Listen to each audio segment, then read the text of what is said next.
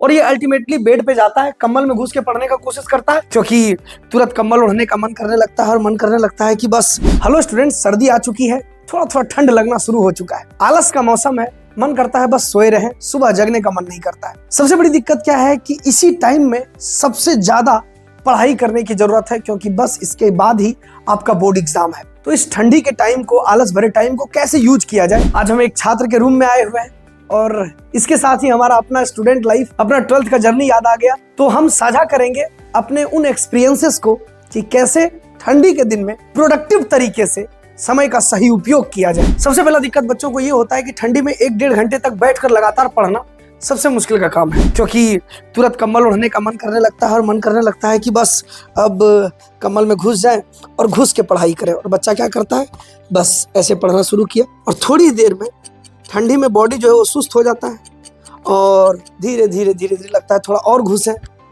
थोड़ा और घुसे, और ऐसे ऐसे करते हुए पूरा तरह से वो मंगल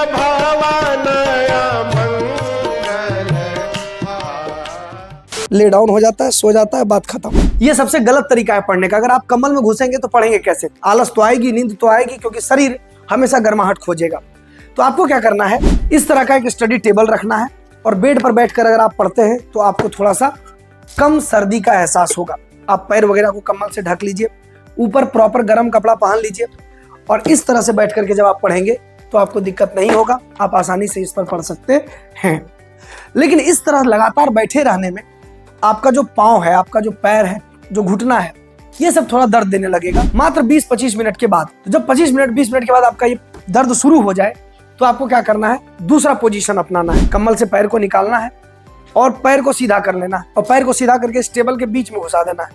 और अगर ढकना चाहिए तो आप कम्बल से इसको ढक लीजिए अपना पैर को और फिर ऐसे बैठ करके पढ़िए।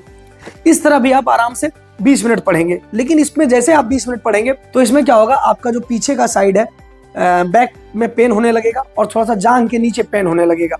लेकिन यहाँ तक आपका 40 मिनट हो चुका है पढ़ाई का, 2 पोजीशन में। तीसरा पोजीशन आप क्या कर सकते हैं, तो मैं अभी आपको बताता हूँ। अगर आपको सो के ही पढ़ना है तो आपका जो POC है, पोजीशन ऑफ कंफर्ट, उसमें नहीं सोना है। कुछ ऐसे तरीके से अपने बॉडी को ले डाउन करना है जिसमें आप कंफर्टेबल फील ना करें।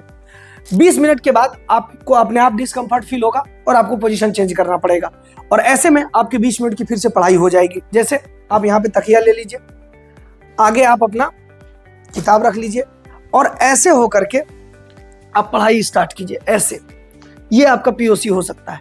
या फिर आप थोड़ा देर ऐसे पढ़ सकते हैं, ऐसे। तो ऐसे में क्या है कि आप 20 मिनट पढ़ाई कर लेंगे, 25 मिनट पढ़ाई कर लेंगे, लेकिन आपको नींद नहीं आएगी। अगर आप इसमें आप फेस यहाँ रखिएगा तो भी नींद आएगी, अगर आप ये रख के पढ़िएगा तो भी नींद आएगी। तो हाथ यूज हेड पर नहीं करना है। 10-20 मिनट आप ऐसे आराम से पढ़ सकते हैं। ये 3 पोजीशन हो गया जिसमें आप 1 घंटे लगातार पढ़ाई कर लिए, लेकिन आपको कोई डिस्टरबेंस का सामना नहीं करना पड़ा। और चौथा पोजीशन जो बच्चे अवॉइड करते हैं, लेकिन सबसे बेस्ट स्टडी का पोजीशन यही है। आप गर्म कपड़ा पहनिए, पूरा नीचे जूता पहन लीजिए, जुराब पहन लीजिए, पूरा ऊपर से नीचे तक कपड़ा पहन लीजिए आप। उसके बाद आप या तो बेड का यूज कर सकते हैं, कुछ ईंट लगा सकते हैं बेड को थोड़ा सा हाइट में करने के लिए, बेड का यूज कर सकते हैं एज ए टेबल और आप आसानी से सामने आकर के पढ़ाई कर सकते हैं। ये सबसे बेस्ट तरीका है।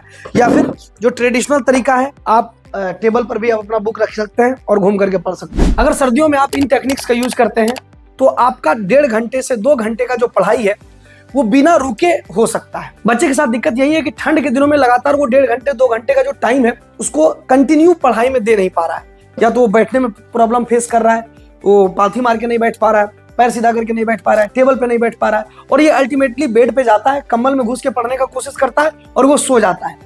इन चीजों को अवॉइड करना है। अगर आप ऐसा करेंगे तो इन सर्दियों में आप अच्छे से पढ़ाई कर सकते हैं और अपने पढ़ाई को एक नई उड़ान दे सकते हैं।